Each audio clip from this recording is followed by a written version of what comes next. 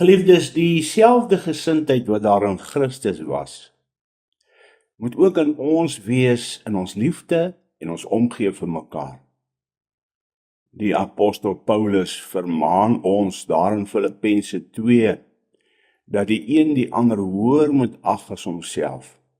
Die gevolg is dan, dat ons mekaar in gelyke mate ag.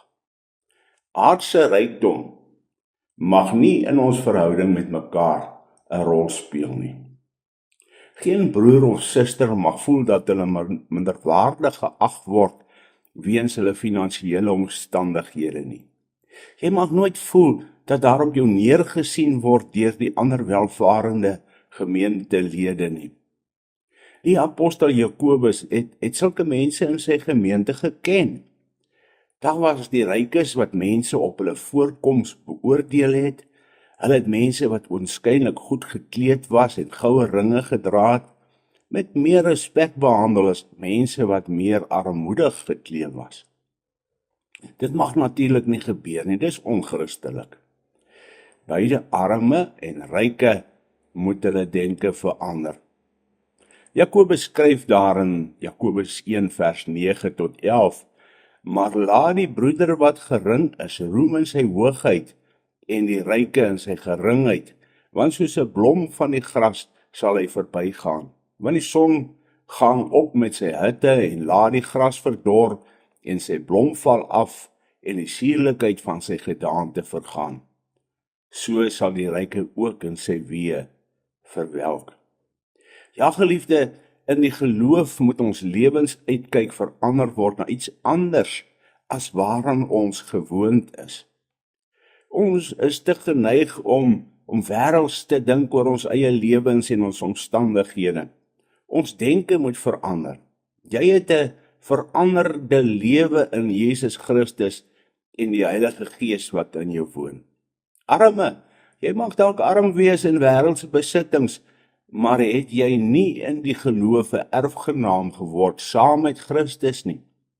Jy is mos nou 'n burger van die koninkryk van die Here Jesus Christus. Daar is ons geen aardse rykdom wat daarmee vergelyk kan word nie. Natuurlik kan jy nou in hierdie lewe nie so welaf wees in materiële dinge soos wat jy graag sou gewees het nie. Maar dink daaraan hoe afhanklik jy van God is. Dat jy kan bid, gee ons vandag ons daaglikse brood. Dit beteken dat die afhanklike van God nie vra vir 'n oormaat nie, maar wat nodig is vir elke dag.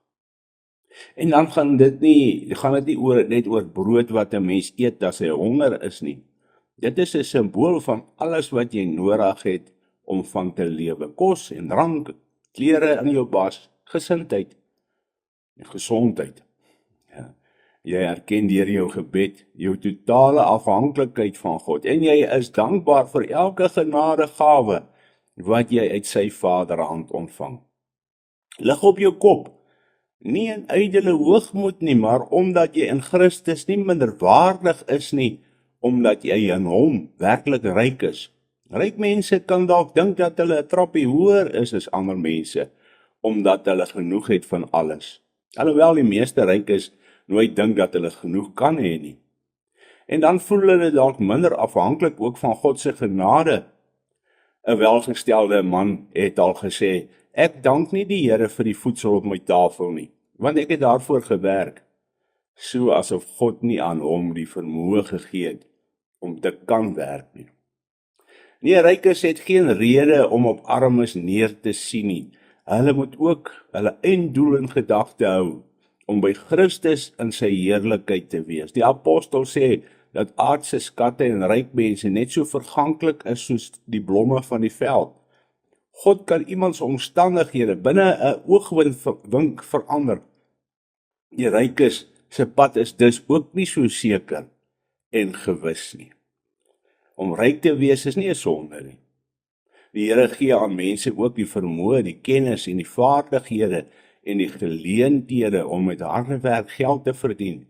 Selfs genoeg vir 'n stewige bankrekening. Maar dit mag nooit lei tot hoogmoed en 'n kloof tussen jou en God nie.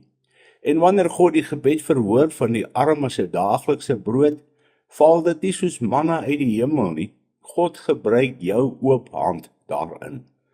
Hoekom dink jy seën hy jou so ryklik? Jy kan nie maar net vir hulle sê, gaan heen in vrede, word warm, word versadig, maar jy gee hulle nie wat vir die liggaam nodig is nie. Ryk en arm, julle moet julle denke verander. Amen. Kom ons bid. Hemelse Vader, gee dat ons nooit as u kinders minderwaardig sal voel. Gee dat ons denke sal verander, sodat ons sal besef dat ons ontsaglik ryk is in Jesus Christus. Gee dat ons ook nie sal roem in ons wêreldse rykdom nie, want alles wat ons besit behoort aan u, en ons moet daarmee handel volgens u wil. Amen.